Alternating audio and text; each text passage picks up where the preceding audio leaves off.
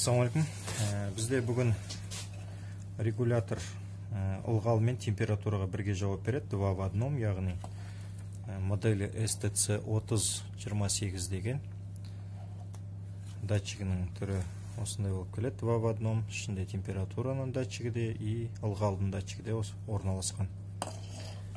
Және де бұл жерде 4 кнопка. Біріншіміз қызыл, бізде Цельсий деп жазылып тұр. Бұл жерде температура ғана жауап береді. Біріншісі дисплей, екінші дисплей ылғалға жауап береді. Схемасы осылай болып көрінеді. Көрсеңіздер болады. Осындай модель. Енді подключениесіне келген жағдайда болсақ, қалай қосамыз? Бірінші, екінші каналға бізде питание 220 вольт. Питание береміз бірінші, екінші каналға. Үшінші, төртінші, бесінші, алтыншы канал бұл датчиктің орналасқан жері. Яғни датчиктің өзінің разъемы болады, сол разъемға датчикті саламыз. Одан кейінгі 7-ші, 8-ші контактіге бізде ылғал жауап береді. Біздің жағдайымызда вентилятор қосып қойдық.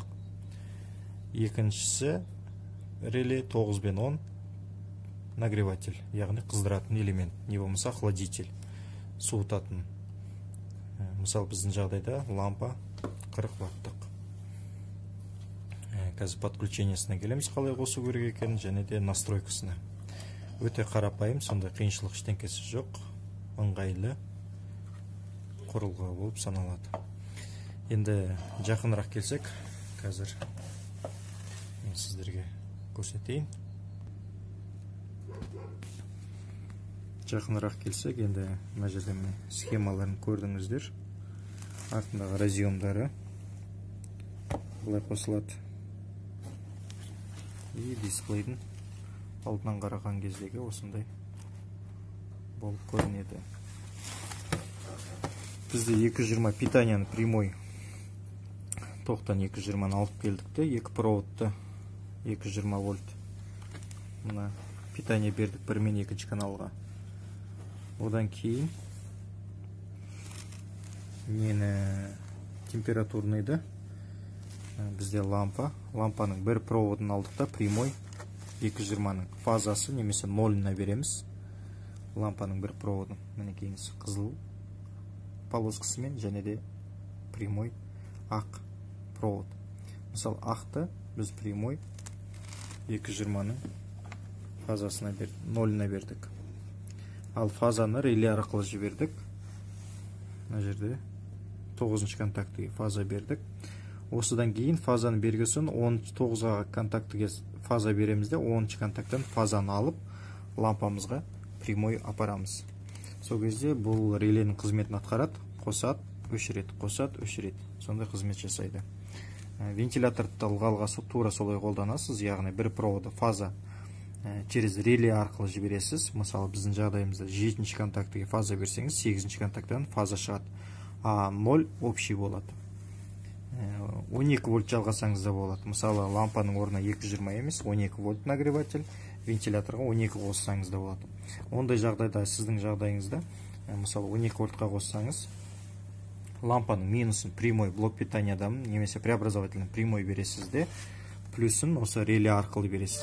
Яғни плюсті, мысалы ылғалға келсек 7-ге плюс берсек, 8-ден плюсті аламыз. 8-ден сосын кейін жәнегі лампамызға барады. Я болмаса 12 вольт вентилятор болса, то же самый, плюсын через реле арқылы бересіз, ал минусын напрямую кулерге бересіз, преобразовательға.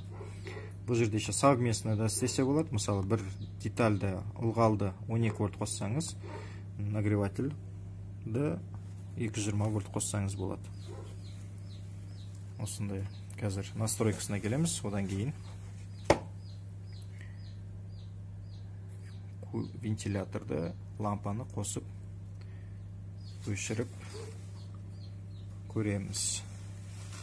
Осындай қосылған. Схемасын дополнительно тағы да жіберем қосу жағынан.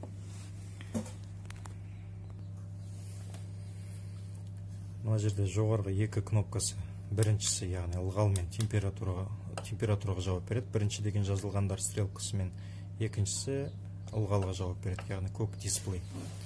Енді оны настройканы қалай жасаймыз? Мысалы, басып тұрамыз, сол жақтағы кнопканы, бұл төменгі температура. Егер де жылуға жұмыс жасаса, біздің жағдайымызда 20 болып тұр. 20 градусқа түскен жағдайда біздің нагревателіміз қосылады. Ал егер де 10 жақта басып тұрсақ, бізде 30 градус көрсетіп тұр. 30 градусқа жеткен жағдайда біздің лампамыз өшеді. Қазір ана көріп көрейік. Мысалы, мынау бізде датчигіміз. Датчигімізді 30 градусқа жеткізіп көрсек,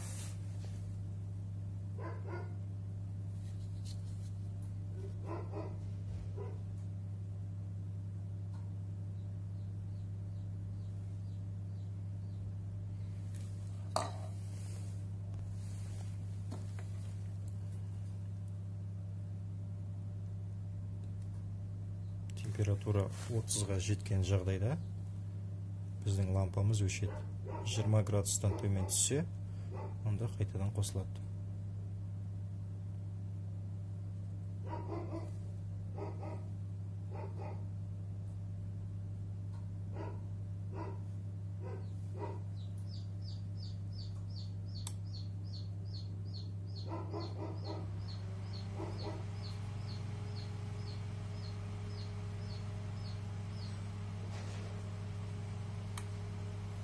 Температурамыз өшті.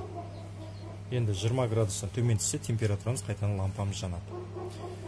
Тура солай ылғалды да солай жасаймыз. Мысалы, ылғалды қарасаңыз, басып тұрамыз, сол жағын, сол жақ порог бізде 40. Оны азайтасыз, немесе көбейтесіз. 10 жағын бассақ, бізде 60 болу керек қазір. 60. Оны төбе жасайсыз, немесе жоғары жасайсыз. Өзіңіздің ыңғайыңызға қарай. Қазіргі жағдайда бізде ылғал 19 болып тұр. Егер де 60-тан асса, біздің ылғалымыз өшеді, вентиляторымыз. 60-тан ашқан жағдайда бізде вентиляторымыз өшу керек. 40-тан төмен түссе, онда қайтадан қосылады.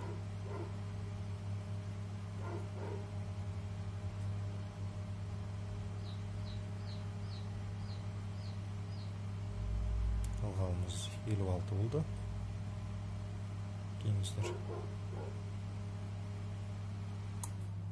Вентиляторымыз өшті. Осылай. Егер де наоборот жұмыс жасасаңыздар, онда значениесін наоборот жасау керек болады. Мысалы, қарасаңыз, ылғалға келейік. Ылғалға келсек, біздің ылғалымызды наоборот 40-тан 70-ке апарайық. 70-ке апарайық та.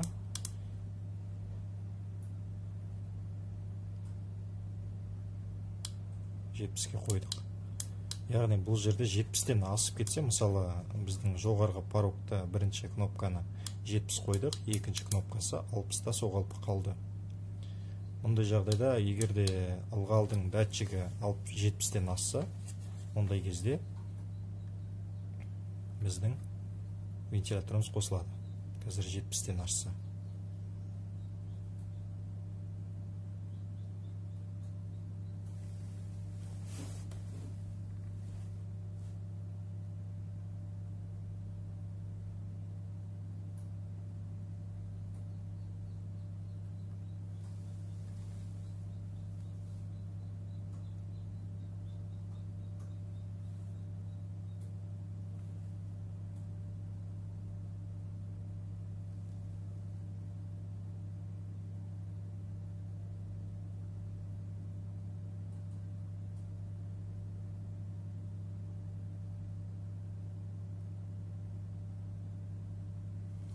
Алпыс алты,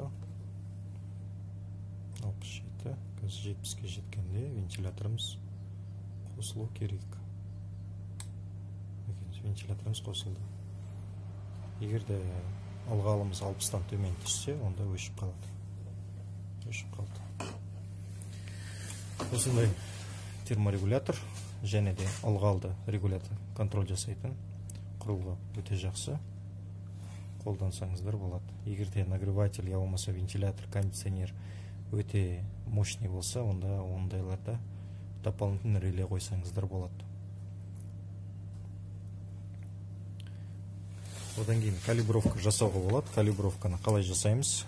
Мысалы, температурный датчикті регулировка жасау үшін бізге бірінші кнопканы басып тұрамыз.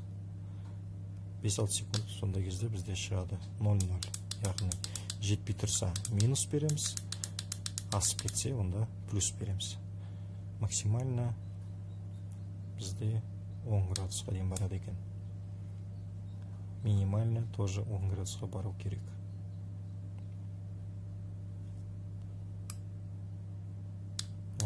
Барады екен. Бұл погрешность болып отса, датчикте калибровка жасасаңыздар болады. Өте жақсы. Ылғалды тура сондай. Екі кнопкасын ылғалды басып тұрсаңыз, погрешность болса, жетпей тұрса минус бересіз, көп болса асып кетсе, онда плюс бересіз. Осында құрылғы.